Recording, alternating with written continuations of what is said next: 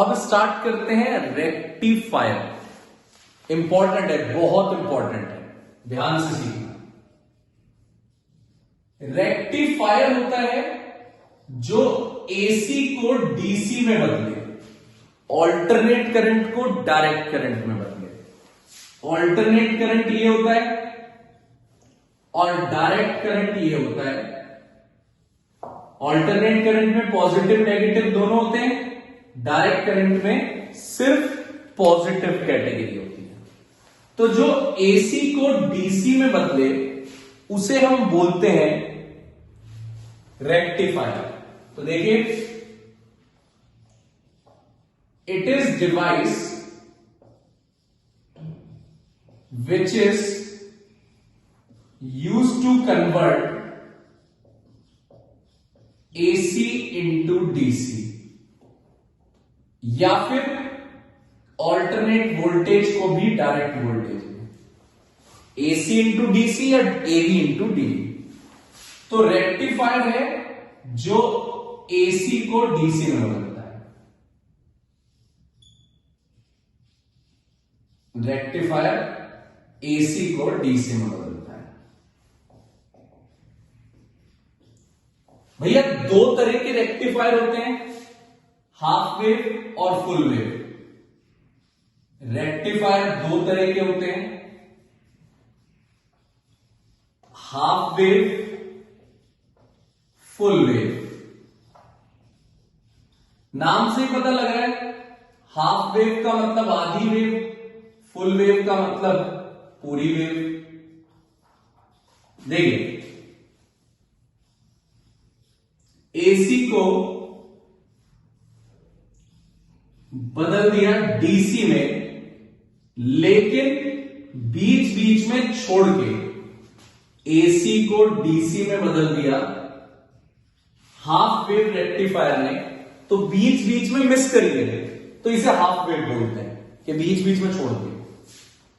Full wave आप समझ ही गए होंगे, एसी को डीसी में बदलेगा लेकिन फुल वेव मैनर, एसी को डीसी में फुल वेव मैनर में बदलेगा। ये अपना सिंपल कंसेप्ट है रेक्टिफायर का, एसी को डीसी में बदलना। अब मैं आपको हाफ वेव रेक्टिफायर डिटेल में बताता हूं, हाफ वेव रेक्टिफायर बिल्कुल डिटेल में समझाता हूं, देखिएगा कि अब हाफ वेव रेक्टिफायर कैसे हम पढ़ेंगे, कैसे सॉल्व करेंगे। ये बहुत इंपॉर्टेंट है। आज की क्लास में आपका रेक्टिफायर ही पक्का होगा। रेक्टिफायर का introduction, principle, circuit diagram, working theory, 4 चीजें दोनों रेक्टिफायर की। अब डिटेल में समझते हैं। पहले हाफ वेव रेक्टिफायर का इंट्रोडक्शन क्या दोगे भैया? भैया इंट्रोडक्शन देंगे हम कि एसी को डीसी में बदलता है लेकिन हाफ वेव मैनर में। It is rectifier which converts AC into DC but in half wave manner। Half wave manner, ये एसी आया, हाफ वेव रेक्टिफायर पे गया और ये ऐसे बाहर निकलेगा, बीच बीच में छोड़ छोड़ के। ऐसा क्यों होता है वो पता लग जाएगा। प्रिंसिपल क्या होता है रेक्टिफायर का कि फॉरवर्ड बाइसिंग में रेजिस्टेंस कम होता है तो करंट पास हो जाता है। अभी सिखाया था कि फॉरवर्ड में रेजिस्टेंस कम होता है, करंट पास हो जाता है। रिवर्स बाइसिंग पे रेजिस्टेंस ज्यादा होता है तो करंट पास नहीं हो पाएगा, करंट पास नहीं हो पाएगा। अब कुछ बच्चों के दिमाग में क्वेश्चन आएगा कि रिवर्स बाइसिंग में तो भैया डायोड फूक जाएगा, रिवर्स बाइसिंग में तो डायोड फूक ही जाएगा। नहीं, रिवर्स बाइसिंग में डायोड तब फूकेगा जब आप ब्रेक डाउन वोल्टेज तक कहानी पहुंचने दोगे। आपने कहानी यहां तक पहुंची, आपने इसके बाद ही कनेक्शन रिवर्स से हटा दिए, रिवर्स से, तो क्या डायोड फूक जाएगा? नहीं, नहीं फूकेगा।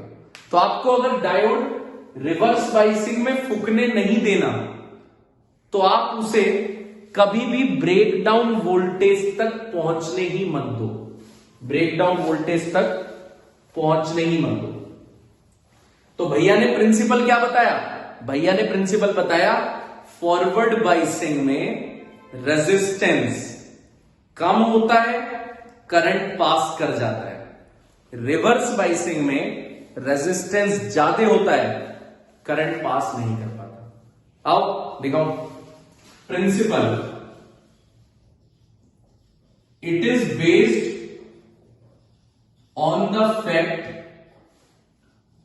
that during forward biasing of diode resistance is low, so it allows current to pass through it. But during reverse biasing,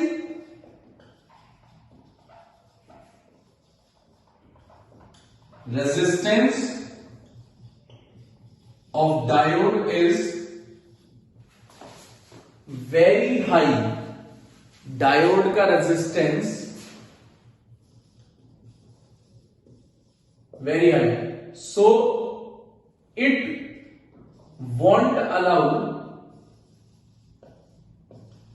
current to pass through it. वो अपने अंदर से करंट पास नहीं करने देगा। इंट्रोडक्शन समझ में आ गया? क्या बात है। एसी को किस में बदलता है? डीसी में। किस मैनर में? Half wave. प्रिंसिपल समझ में आ गया? क्या बात है।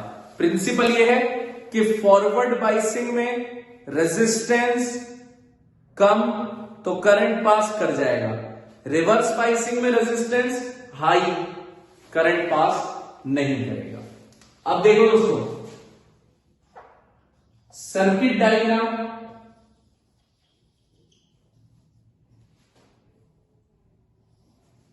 समझ में आ जाएगा, दिक्कत मत मानना।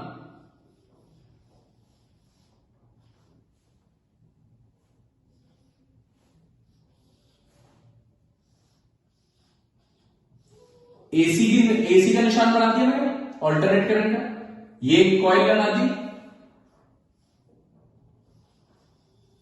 ये दूसरी कॉइल लगा दी, इसमें थोड़े टर्न ज्यादा दिखाना। दोनों कॉइल आपस में चिपकेंगे नहीं, सेपरेटर्स लगा रखे हैं और इंडक्शन भी अच्छा होगा। एक डायोड लगा दिया मैंने और यहां वो लोड रेजिस्टेंस लगा दिया जिस तक डायरेक्ट करंट पहुंचेगा। ये ऑल्टरनेट करंट है लेकिन वहां पहुंचेगा डायरेक्ट। इनपुट एसी सप्लाई और यहां डायरेक्ट पहुंचेगा। ये कॉइल L1, ये कॉइल L2, इंडक्शन कॉइल है। इंडक्शन कॉइल भाई बहुत बेहतरीन ढंग से समझ में आएगा आपको, पूरी इसकी वर्किंग दिमाग में उतर जाएगी। भाई का वादा है। देखो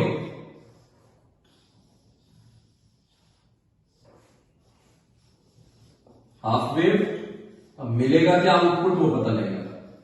इनपुट एक बार कैमरे में देख लू, ये आ रहा है नहीं आ रहा, नीचे आ रहा है भाई, आ रहा है। इनपुट एसी, अब जो डीसी मिलेगा वो देखते हैं, आउटपुट डीसी।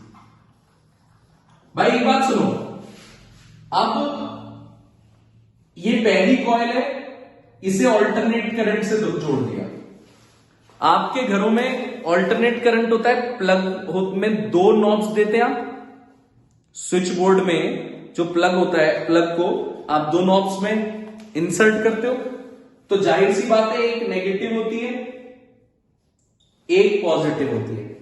ठीक है जी, नेगेटिव पॉजिटिव।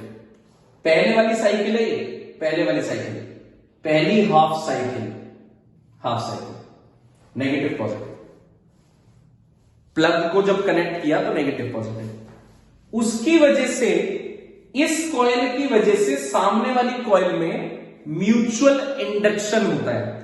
और म्यूचुअल इंडक्शन चैप्टर 1 में पढ़ाया था कि अगर इस पे नेगेटिव है तो इस पे इक्वल एंड अपोजिट आएगा, मतलब पॉजिटिव, और इस पे पॉजिटिव है तो इस पे क्या आएगा, नेगेटिव। नेगेटिव की वजह से पॉजिटिव, पॉजिटिव की वजह से नेगेटिव। अब आप खुद समझदार हो, पॉजिटिव से पॉजिटिव कनेक्ट है, नेगेटिव से नेगेटिव, तो डायोड कौन सा बायस्ड है, सही बात, फॉरवर्ड बायस्ड। पॉजिटिव से पॉजिटिव, नेगेटिव से negative, forward biased. Forward biasing में करंट मिलता है या नहीं मिलता, क्या कह रहे हो, मिलता है, सही कह रहे हो, करंट मिलता है फॉरवर्ड बायसिंग में। तो भाई पहली हाफ साइकिल में करंट मिल गया, देख लो सेम पहुंच गया, सेम। अब दूसरी हाफ साइकिल में चलते हैं, नीचे पहुंच गए, पोलैरिटी बदल गई, पोलैरिटी यानी माइनस वाला बन गया प्लस, प्लस वाला बन गया माइनस। तो प्लस की वजह से सामने वाली पार्टी पे क्या आएगा, minus, due to mutual induction मेरे दोस्त, म्यूचुअल इंडक्शन। माइनस की वजह से क्या आएगा, plus, due to mutual induction. तो आप खुद देखो, इस बार माइनस से क्या कनेक्ट है, पॉजिटिव, पॉजिटिव से क्या कनेक्ट है, नेगेटिव। कौन सी बाइसिंग होगी भाई, नेगेटिव से पॉजिटिव, पॉजिटिव से नेगेटिव, ये तो रिवर्स बाइसिंग हो गई। और रिवर्स बाइसिंग में तो करंट मिलता नहीं है, ब्लैंक। अब फिर से पोलैरिटी बदल गई,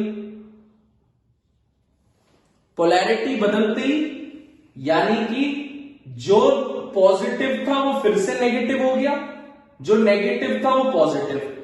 तो नेगेटिव की वजह से क्या इंड्यूस होगा, पॉजिटिव, पॉजिटिव की वजह से क्या इंड्यूस होगा, नेगेटिव। तो फिर से फॉरवर्ड बाइसिंग हुई, फिर करंट मिल गया। फिर नीचे आया, पोलैरिटी बदल गई, रिवर्स बाइसिंग, करंट नहीं मिला। फॉरवर्ड में मिल रहा है, रिवर्स में नहीं मिल रहा, काम खत्म है, बढ़िया वाली चीज है। फॉरवर्ड में मिल रहा है, रिवर्स में नहीं मिल रहा। तो एकदम सिंपल सा कंसेप्ट था अपने पास, बढ़िया ढंग से जम गया, समझ में आ गई बात। क्या कह रहे भैया, एक बार फिर से बताओ। बिल्कुल, रेक्टिफायर, हाफ वेव रेक्टिफायर एक ऐसी डिवाइस है जो एसी को डीसी में बदलती है, लेकिन हाफ वेव मैनर में, हाफ वेव में। इसका प्रिंसिपल यह है कि फॉरवर्ड बाइसिंग में रेजिस्टेंस कम होता है, करंट पास कर जाता है। रिवर्स बाइसिंग में रेजिस्टेंस ज्यादा होता है, करंट पास नहीं कर पाता, यही रह जाता है। सर्किट डायग्राम कैसे है, एसी सप्लाई, कॉइल 1, कॉइल 2, बीच में सेपरेटर के चिपक ना जाए, डायोड, लोड रेजिस्टेंस। देख लो डायग्राम भी याद हो गया होगा, coil 1 separator, coil 2 diode, load resistance. जब आप पहली साइकिल दोगे, हाफ साइकिल, तो इस पे नेगेटिव, इस पे पॉजिटिव आ गया, सपोज नेगेटिव की वजह से सामने वाली पार्टी पे पॉजिटिव आ गया, म्यूचुअल इंडक्शन। पॉजिटिव की वजह से सामने वाली पार्टी पे नेगेटिव आ गया, म्यूचुअल इंडक्शन। फॉरवर्ड बाइसिंग हो गई, फॉरवर्ड बाइसिंग में करंट मिल गया। फिर पोलैरिटी बदल गई, दूसरी हाफ साइकिल में पोलैरिटी बदल गई, पोलैरिटी बदलते ही डायोड हो गया क्या, रिवर्स बायस्ड। जब डायोड रिवर्स बायस्ड हो गया, करंट नहीं मिला। फिर फॉरवर्ड बायस्ड हो गया, करंट मिल गया, फिर रिवर्स बायस्ड। ये सिलसिला चलता रहेगा और आपको आउटपुट मिल जाएगा एकदम हाफ वेव मैनर में, एकदम बढ़िया आउटपुट मिल गया। मेरे ख्याल से मजा आ गया। बताना अगर हाफ वेव रेक्टिफायर समझ में आया। अब मैं इसकी वर्किंग लिखवाता हूं, फिर फुल वेव रेक्टिफायर।